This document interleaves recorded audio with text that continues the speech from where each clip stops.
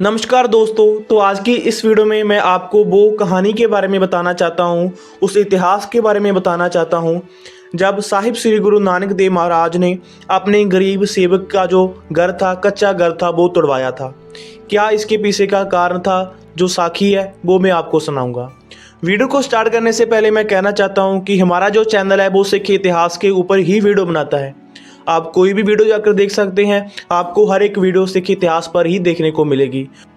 अगर आप एक सिख हैं तो आपको चैनल को जरूर से सब्सक्राइब करना चाहिए, क्योंकि मैंने देखा है कि बाद में हम लोग एक दूसरे पर इल्ज़ाम लगाते हैं कि उन्होंने हमारे धर्म का प्रचार नहीं किया, उन्होंने हमारा इतिहास बताया ही नहीं। जो समय की सरकारें थी उन्होंने हमारे बच्चे को हमारा इतिहास ही नहीं बताया।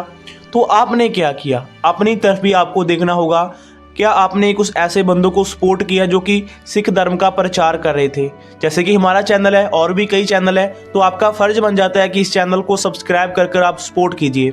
तो फिर शुरू करते हैं आज की ये वीडियो। एक बार सिखों के पहले गुरु साहिब श्री गुरु नानक देव महाराज अपने शिष्य भाई मर्दाना के साथ जगत के उद्धार के लिए निकले हुए थे। उस चीज़ को हम उदासी भी कह देते हैं। जैसे कि आपको पता ही होगा कि गुरु साहब ने 4 उदासियां की थी। उस समय एक दिन गुरु साहब अपने एक गरीब सेवक के जहां पहुंचते हैं। जब उस सेवक को पता चलता है कि गुरु साहब आने वाले हैं, वो काफ़ी खुश हो जाता है। उसकी खुशी का कोई ठिकाना नहीं रहता।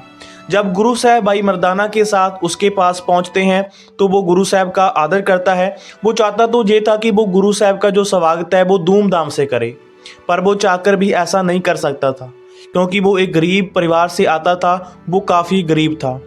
उसके बाद गुरु साहब उसके घर पहुंचते हैं। उसका जो घर था वो भी कच्चा था और उसके घर में एक साधारण सी चारपाई थी। गुरु साहब और भाई मर्दाना जी उस चारपाई पर बैठ जाते हैं।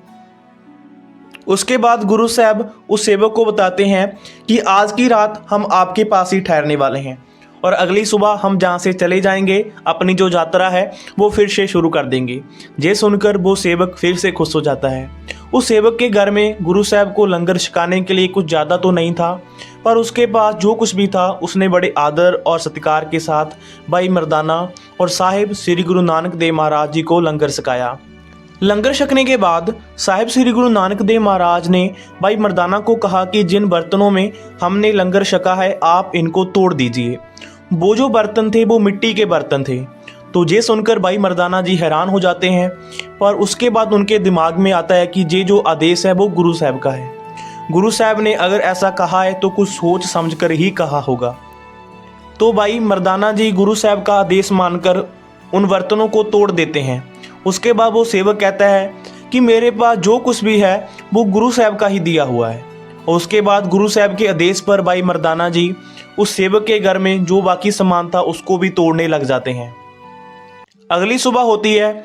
गुरु साहब अपने उस सेवक को अपने पास बुलाते हैं और उसे कहते हैं कि हमारा जो समय है वो पूरा हो चुका है, हमने आपके घर रात बिता ली है, अब हमें जाना चाहिए। हमने जो अपनी यात्रा है उसको फिर से शुरू करना है। ये सुनकर सबसे पहले तो वो जो गरीब सेवक था वो गुरु जी का धन्यवाद करता है कि आप मेरे गरीब के घर आए। वो सेवक गुरु साहब को कहता है कि मैं आपके साथ कुछ समय के लिए यात्रा पर जाना चाहता हूँ। इसके बाद गुरु साहब उस सेवक को अपने साथ जाने के लिए इजाज़त दे देते हैं।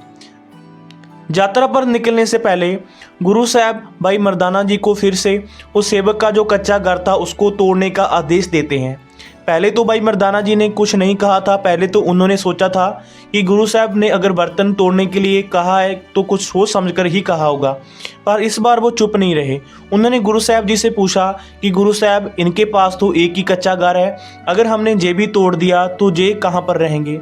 ये सुनने के बाद वो सेवक कहता है कि मेरे पास जो कुछ भी है वो गुरु साहब का ही दिया हुआ है। गुरु साहब जो भी आदेश दे रहे हैं आप उनको पूरा कर दीजिए। ये सुनने के बाद भाई मर्दाना जी उस कच्चे घर को तोड़ना शुरू कर देते हैं। घर को तोड़ने के बाद गुरु साहब भाई मर्दाना जी और वो सेवक यात्रा पर निकल पड़ते हैं। जब शाम होती है तब गुरु साहब उस सेवक को कहते हैं कि अब शाम हो चुकी है, अब आपको अपने घर वापस जाना चाहिए और आपका एक काम वहाँ पर अधूरा पड़ा है, आप वापस जाइए और जाकर उस काम को पूरा कीजिए।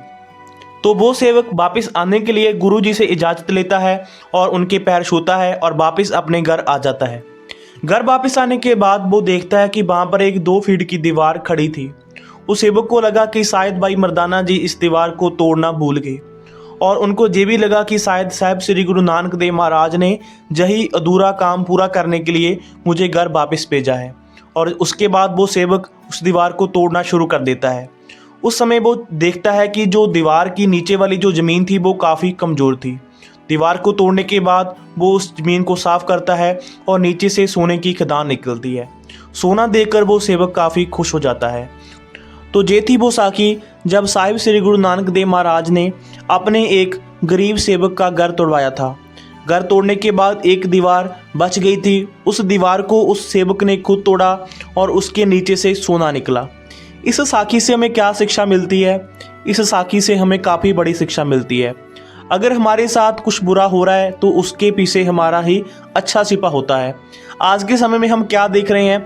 अगर हमारे साथ कुछ बुरा होता है, हम उस भगवान को कहते हैं कि आप हमारे साथ ऐसा कर रहे हो, आपको मैं ही मिला हूँ ऐसा करने के लिए, आप मेरे साथ सब कुछ बुरा ही करते हैं।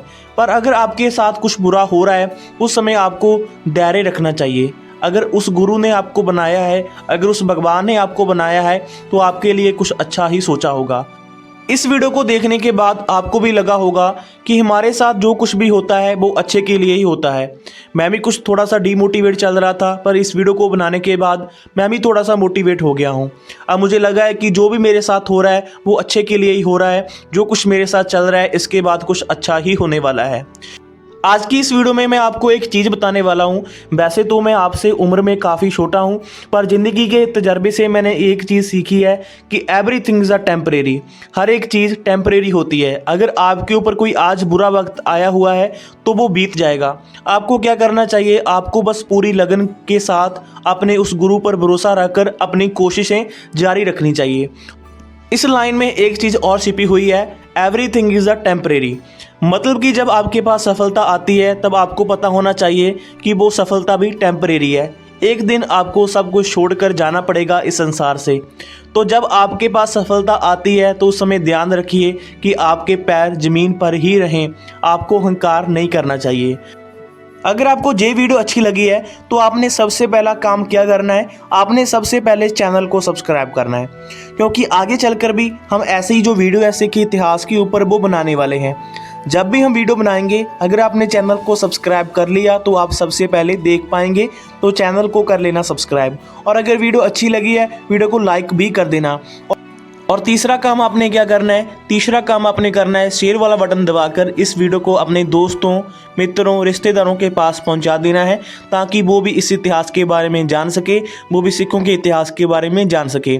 और इस वीडियो को मैं ख़त्म करना चाहूँगा वाहिगुरु जी का खालसा वाहिगुरु जी की फतेह बुलाकर। धन्यवाद आप सभी का इस वीडियो को आखिर तक देखने के लिए।